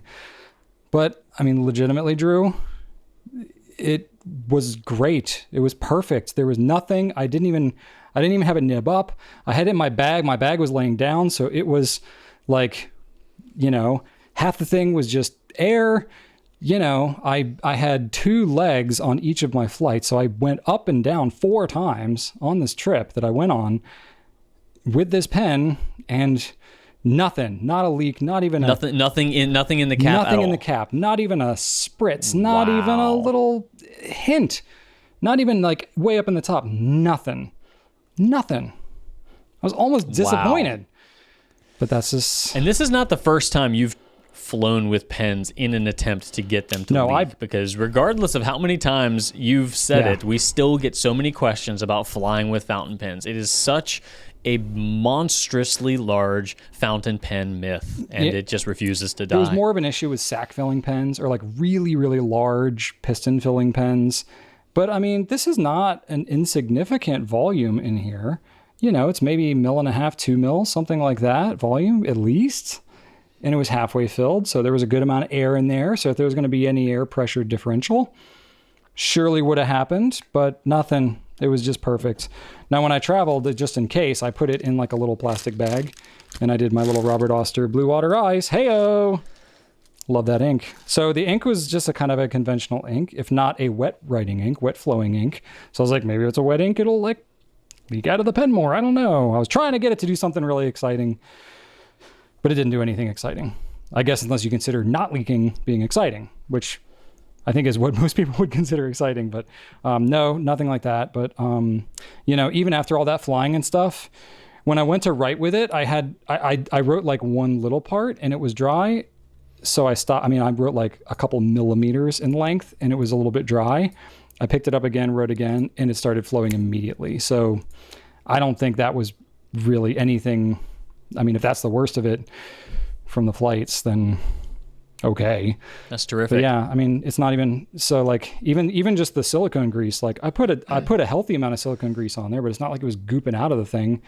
And I have ink going up like maybe to the 2nd thread, and then I have silicone grease going up on like 3 or 4 more threads. No ink even touching that. So honestly, I would feel safe enough, given this experience, I would feel safe enough throwing this in my pocket and just running around town. Like, I wouldn't, but I probably could if you dared me. So it just was remarkably held up well and wrote really great. The fine nib to me was great. And I'm with you. I love the Varsity, but it's medium nib only. It's a little bit broad for when you're writing on something like, a dot grid thing that's like a 5 millimeter, but the Preppy fine is kind of perfect for that. So honestly, this is a really good pen to have. And I traveled, I was at a like work retreat conference type thing. And this was a great pen to have with me because I was like, well, if it gets lost or broken or stolen or TSA confiscates it or whatever, who cares? Like, it's very replaceable. And so it was kind of perfect for that. It was a huge volume of ink. So I had no concerns whatsoever of running out of ink, even though I was taking notes the entire retreat. I didn't even need to bring the bottle of ink, honestly. I had this, and then I had a TWSBI 580 ALR Prussian blue. Sorry, navy, not Prussian blue, the navy. And I used this one like crazy too, and it used like maybe like 10% of the volume of ink. Like, ink just lasts so long, especially when you're, writing on decent paper. So between these 2 pens, I could probably write for a month and not have to refill these things. It really just lasts so long. So, the Preppy was cool to write with. The TWSBI one shows a little nicer. So like when I go on like a work retreat type thing and I have other people, especially these were other e-commerce like business people, when they're like, oh, fountain pens, and they want like, part of the nice thing about being in the fountain pen business is I can show people. I can be like, oh, fountain pens, you remember the thing with the body of pen of ink, and you can see, and there's like a demonstrator pen, you can literally show them what you're talking about. Mm-hmm. With a Preppy, it's just a lot to kind of explain. You're like, what the heck are these clouds on here? And you're like, well, this is like a special edition kind of thing. And okay, well, eyedropper converted it. What the heck does that mean? Well, silicone grease. Right. And you're like, they're like, no, forget it. Fountain pens are too complicated. And you're like, no, This is just like a deep dive. It's really cheap, but it's, rewarding. No, TWSBI is like a great pen to carry around because people understand the concept. It looks real appealing. They write with it. It writes nice, and people get it. So TWSBI is like my go-to. People that don't use fountain pens but need to understand what they are, give them a good impression. TWSBI. But anyway, so yeah, that was my experience. Very positive. Picking the Preppy back up. I'm pro Preppy. I'm pro Preppy. And you don't need O-rings apparently. Sorry about my lighting that's varying to massive degrees. I have a lot of natural light in this room, and I'm just noticing like whenever clouds go by, it's like drastically swinging my white balance. I've noticed. There have been like, because whenever I do thumbnails for our YouTube videos, I just pick a random screenshot of us, look at that. and It just changed back. Did you see that? Right. Oh yeah, no. And then I'm like scrolling to find a somewhat entertaining screenshot, and it's just like you see it flickering as I'm like scrubbing through the video because of your lighting, and then I'm Natural light. What are you gonna oh, do? this one looks good, except it's like pitch black on Brian's I screen. mean, I have a light right here. I have an actual light, but I have the windows open because it's nice and yeah, no, it's all I good. like to see the leaves. This is what we got right now. Yep. Take what you get. All right. So Brian, what pen should we use next week? I don't know. I think it should be dealer's choice. I don't think we should try and use the same pen. I think we should just go with whatever the heck we feel like using. Okay, well I know what I'm using. What are you going to use? Do you want to say? I'm going to use the E95S Oh, okay. with Noodler's Nightshade. Okay. I kind of want to ink up that Winter Breath Tatcha. There you I go. think I might do that. Sounds like a mint flavor. Winter Breath. Yeah, it does.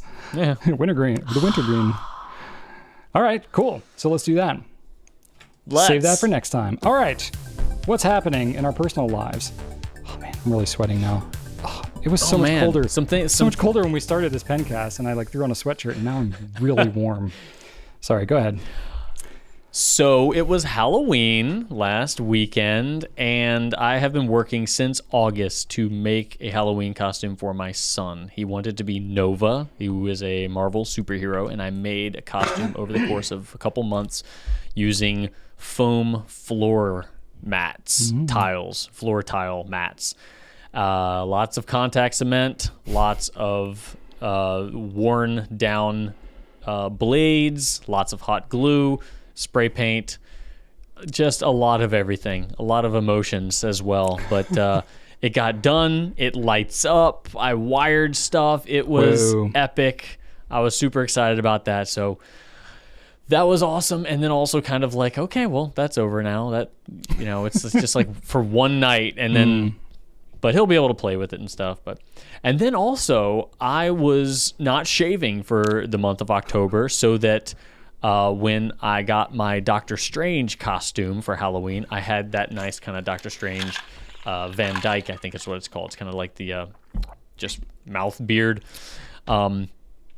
So 4 days away from Halloween, this costume is still in China, and I get an update saying delayed. So I was like, oh, crap. Well, anyway, this thing is itching. I'm going to get rid of it now because there's no way with all of the delays, all of the things in the world, that this one random Halloween costume is somehow going to make it out of delay status from China to my home in the United States in 4 days for Halloween.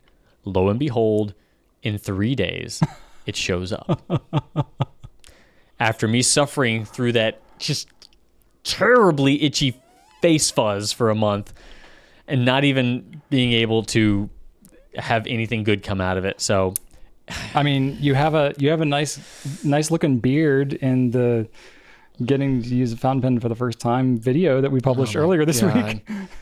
I'm going to do it again next year because this costume is like, this is just going to be the thing I wear for Halloween or any sort of dress up event because it was expensive and it looks awesome, and that's just going to be that. It's just going to be like costume needed. Okay, I am Doctor Strange. Did you still wear Always. the costume? Like, did you wear that for Halloween? Yeah, after having to do some sewing, like a lot of sewing, the cape came with a safety pin, and it's a big cape. I don't know if you've ever seen Doctor Strange, but he has this big billowy cape with big collar on it, and it was a heavy duty cape, man. And it came with a safety pin, and I'm like, it's got two things. How do I attach this thing? So I went to a fabric store. I bought these little hook things.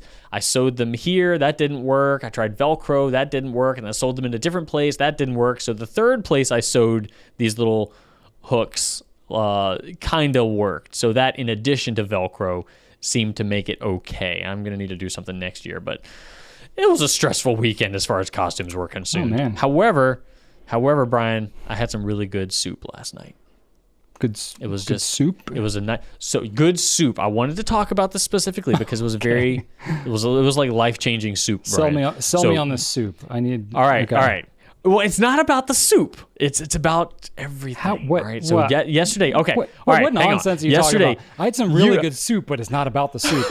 Hold on. You remember? The spoon was amazing. You remember what the weather was like yesterday, right? What was the weather like yesterday? It was cold and rainy. Cold, rainy, yes. Yeah. And so I come home and it's cold and rainy. It's dark too. It's getting dark early. Yep. Dark. And Shannon has chicken and wild rice soup on the stove, just a bubbling. And this was one of those meals that just like gave my arms chill bumps, and it was just like it was like you know that kid, the snowman kid from that it's like a Campbell soup commercial. Yeah. Yes, that they've been airing for like 1,000 years. I felt like that kid. It was like the perfect soup moment. Yeah, the kid like walks in as a snowman, starts drinking the soup, and the snow melts away, and it's a kid. Yeah. Now, I wasn't that cold, obviously, but it was just the perfect soup environment. And it just, I literally went on Instagram and just asked, is soup the perfect food? And it wasn't a poll. It was just a yes or no answer. And so people couldn't get it wrong because it is the perfect food. Wow. That's a strong stance. I tell you, man, I could eat soup for every meal. I don't know if I would do that personally. I like texture. I would miss chewing. I would miss crunching and chewing. You can chew soup. I mean, if I'm gonna have a soup, I want a soup that you have to chew. I like a lot of stuff in my. I like a lot of stuff in my things. I like really chunky soups. I like ice cream, like Ben and Jerry's type ice cream that just got gobs of stuff in it. You know, I like stuff. I like stuff in my things. Yeah, you can quote me on that. That's a good quote. That's a good quote. Yeah. So yeah, I would say that. Overall, life is good for Drew Brown. The soup moment last night was a highlight of 2021. All right. Wow, you have very simple pleasures in your life, Drew. I really do. Yeah. I really do. That's wonderful. I admire that. Yeah, so likewise, trick-or-treating, did that with the kids. It was fun.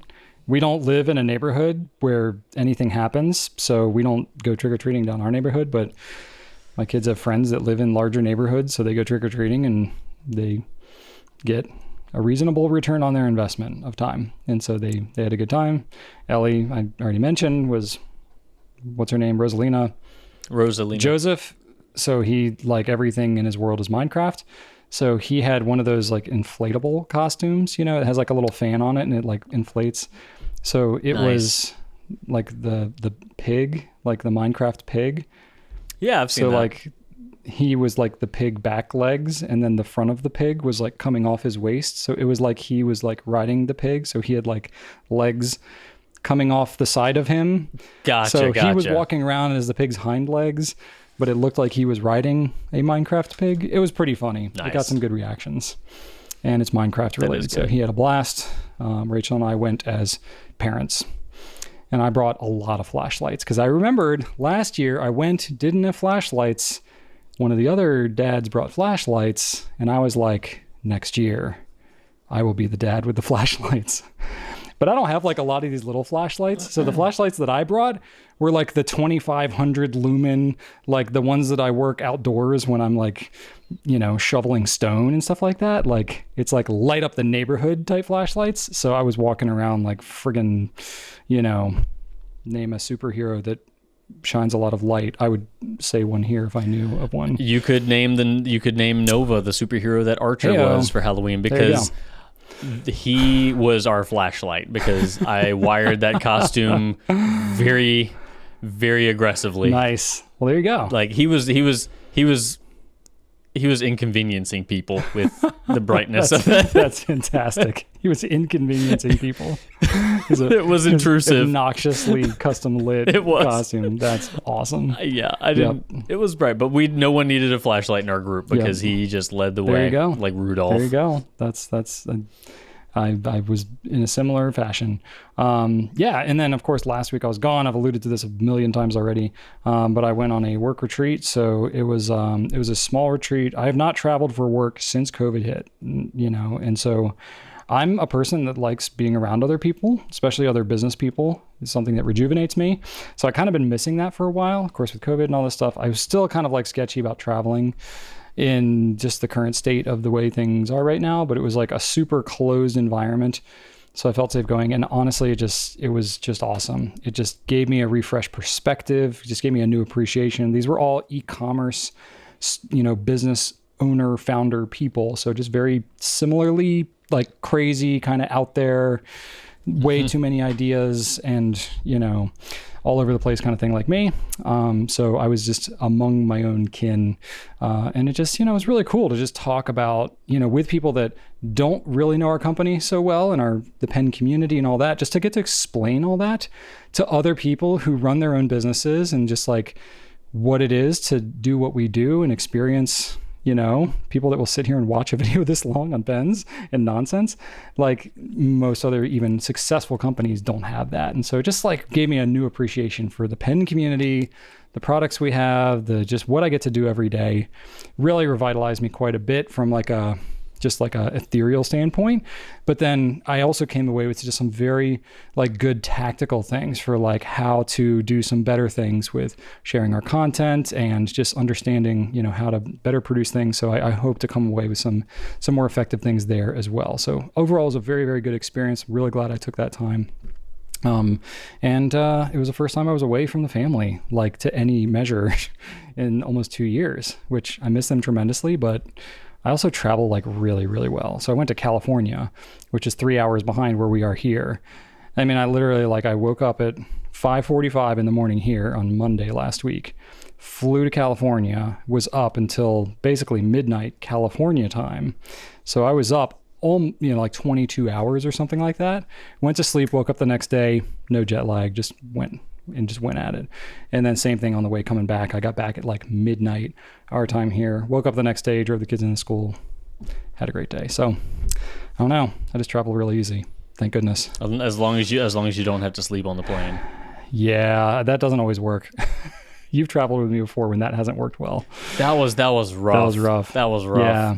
I won't recap that whole experience, but that trip that we went, when you and I went to Aurora and Monte Grappa, that trip over there was the most dramatic travel experience that I've ever had. Like each part of the story there was in and of itself a dramatic story, and let alone I slept. You were up for about like 40 hours. Yeah, I really was, because we were supposed to sleep on the plane overnight and then arrive in the morning in Italy and do a full day.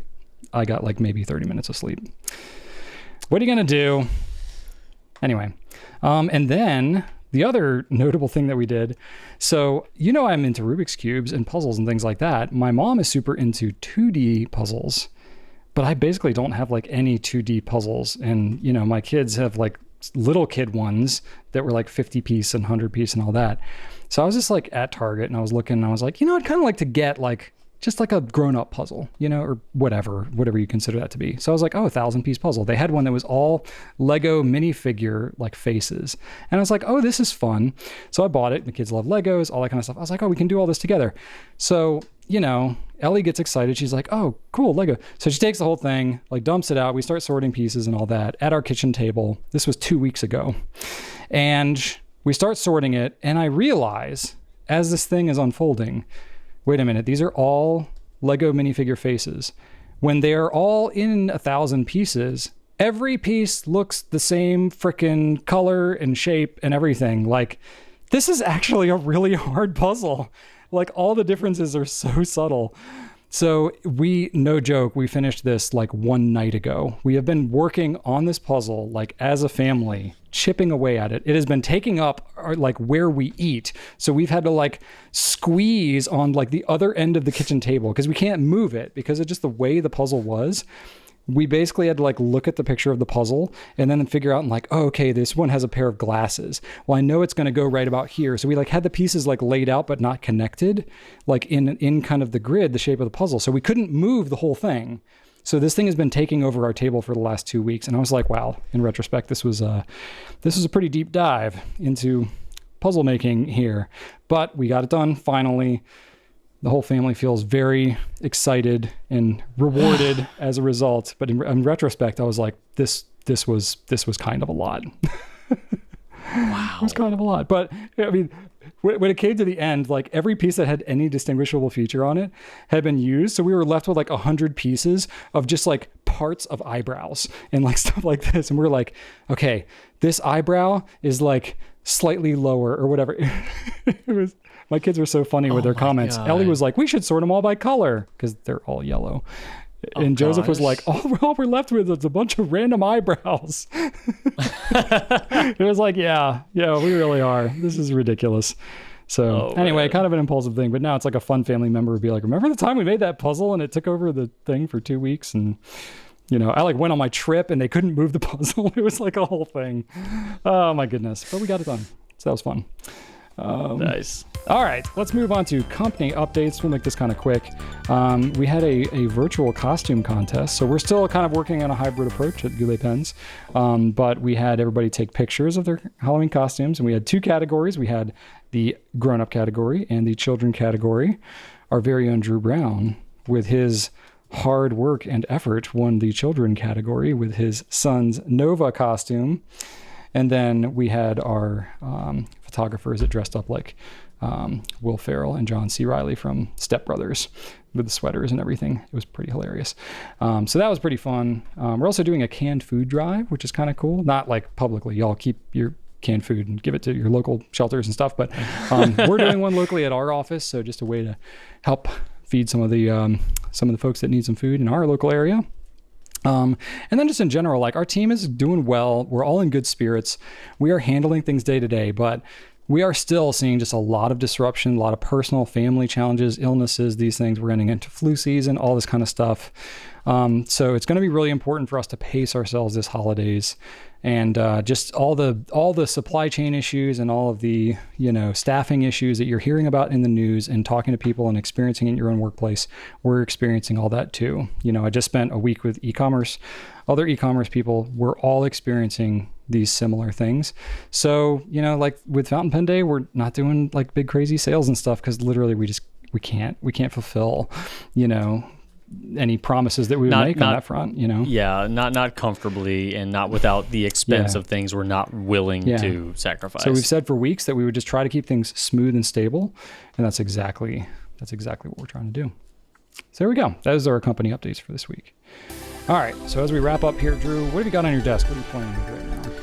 I'm playing with a couple things. I've got this some Galen leather random stuff. I've got like this notebook holder here. It's just kind of like a flap that opens up and you can put a A5 journal in here. Like a cover, yeah. Yeah, we haven't traditionally just carried simple notebook covers. It just kind of wraps up and tightens.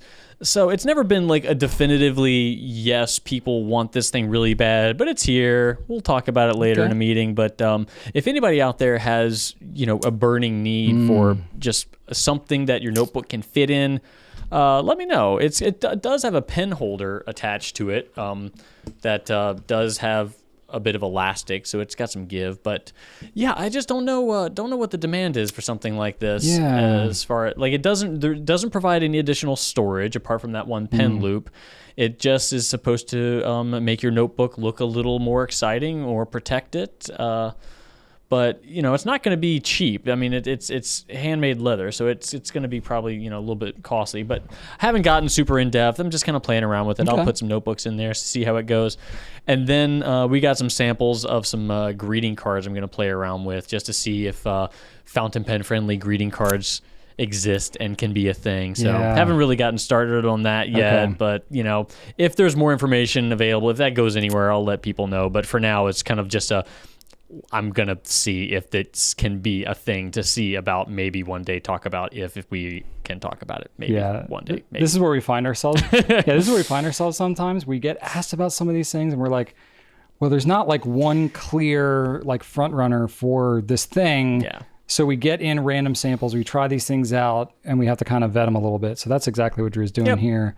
And both of these things that you're talking about here, these are things that we've been getting asked about basically since we started the company, that we've never really been able to nail down and figure out what's the best thing to offer. Like, people want greeting cards, but we've never really found good, reliable greeting cards that are fountain pen friendly and have good designs and all these things that are reasonably priced. Yeah. So we haven't found a good source. We haven't, with the notebook covers, like, everybody wants like such specific things that we've never found anything that's met enough of everybody's needs to make sense to offer like a really regular product. Like, we even have the Galen, like the A5, the folio, which has the extra storage and some of that stuff, so that's a thing, but not everybody likes the zipper or whatever. It doesn't fit this, that, or it's too big or bulky. It doesn't, there's so many different like things when it comes to notebooks specifically. They're like, really what everybody wants is a custom notebook that is mass produced and inexpensive. That's also like handmade leather. So it's like, they're not things that exist. So, we keep looking, but I don't know. We'll see. I'm curious. Curious how you think of it when you play with it. Yeah, let us know. Yeah. There we go. That's what we got for you this week. Thank you so much for watching. Please leave us some feedback about how we are doing. Ask us some questions so that we can answer more of them on the show here. You can just ask them in the comments, or if you're listening in the audio form, you can email us at pencast@gouletpens.com. Definitely subscribe to our YouTube, Instagram, Pinterest, why not? All the places where we post things and do things. I failed to pull a random fun fact, Drew. Didn't get to the end of the notes here. I don't have anything super... Well, you talked to us about the lion cub. I did, but that was in the middle of the it. No, hang on. I've got my tab pulled up here with a bunch of random fall facts. Since this is the first Pencast in November, the word November is from the Latin novem, meaning 9. November was originally the 9th month of the Roman calendar, which began in March. So if you ever wonder, like, why is, October, oct is 10, November, or November, oct is 8, sorry. Blah, blah. 8, September, 7, 8, oct, November, December, 12, so there you go. Or no, December 10, blah. I can't get my numbers straight, but either way, Roman calendar started in March. So that's why. I don't know why we didn't change it to make more sense when we said that January was the first month and just, whatever. Here we are, but that's why. November means 9, but it's the 11th month. That's what we're going to end on. Thanks, everybody. Be sure to come back next week for episode number 23. We will see you then. Until then, have a great week and right on. All right. Hopefully, the first part of my recording is on the card.